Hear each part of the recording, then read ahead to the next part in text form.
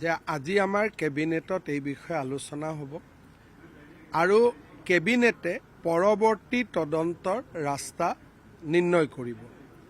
দ্বিতীয়তে এই গোটেই যিটো এটা ষড়যন্ত্ৰ ভাৰতক দুৰ্বল কৰা, ই এটা বিৰাট ডাঙৰ ষড়যন্ত্ৰ, অসম চৰকাৰে তেনেকৈ ভাবে আৰু তাৰ কেন্দ্ৰীয় ভূমিকাত পাকিস্তানৰ এজন নাগৰিক আৰু এগৰাকী ব্ৰিটিছ নাগৰিক জড়িত হৈ আছে। চেণ্ট্ৰেল ৰোল যাক আমি আৰু ব্ৰিটিছ নাগৰিকগৰাকী এগৰাকী সংসদৰ পত্নী। এই যিটো তদন্ত, এই তদন্ত আৰু বহুত আগবাঢ়িব এবাৰ চেণ্ট্ৰেল গভৰ্ণমেণ্টৰ ওচৰত পালে, কাৰণ আমাৰ ই এটা সীমিত, কিন্তু সীমিতভাৱেই যিমানখিনি আমি গোট খুৱাইছোঁ সেইখিনিয়ে যথেষ্ট গুৰুতৰ। আৰু যেতিয়া ই আগবাঢ়ি যাব, NIA বা আমাৰ IB বা CBI যেতিয়া ইয়াক হাতত ল'ব, মই ভাবোঁ যে ই আৰু বহুত দূৰ আগুৱাই যাব। এতিয়াতো আমি যিখিনি কৰিছোঁ মই ভাবোঁ 10%, 90% ওলাবৰ কাৰণে বাকী আছে।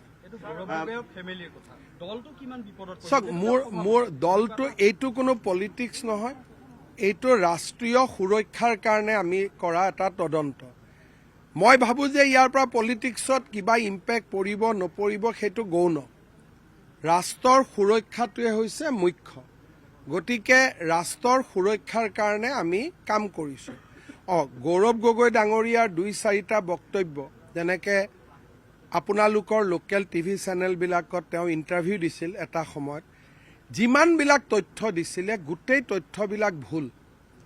যেনেকৈ মই দেখিছিলোঁ প্ৰশান্ত ৰাজগুৰুক তেওঁ এটা ইণ্টাৰভিউ দিছিলে, তাতে তেওঁ কি কৈছিলে যে মোৰ ল'ৰাৰ নাগৰিকত্ব ক'ভিডৰ সময়ত মই পৰিৱৰ্তন কৰিছিলোঁ, কিন্তু এতিয়া আমাৰ হাতত পৰা ডেটাই প্ৰমাণ কৰে যে তেওঁ নাগৰিকত্ব 2022ত পৰিৱৰ্তন কৰিছিল, তাৰমানে ক'ভিডৰ বহু পিছত।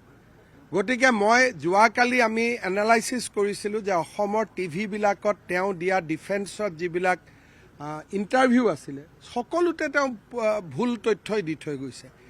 এতিয়া যদি চেনেলবিলাকে ভাবে যে ভুল তথ্যবিলাক আমি উদগাম, হয়তো কংগ্ৰেছৰ অসুবিধা হ'ব, কিন্তু বোলে চেনেলবিলাকে যদি ভাবে যে ডাঙৰ মানুহৰ ল'ৰা পাপ কৰিলেও আমি একো নকওঁ, বেলেগ কথা। এইটো আপোনালোকৰ ওপৰত ডিপেণ্ড কৰিব।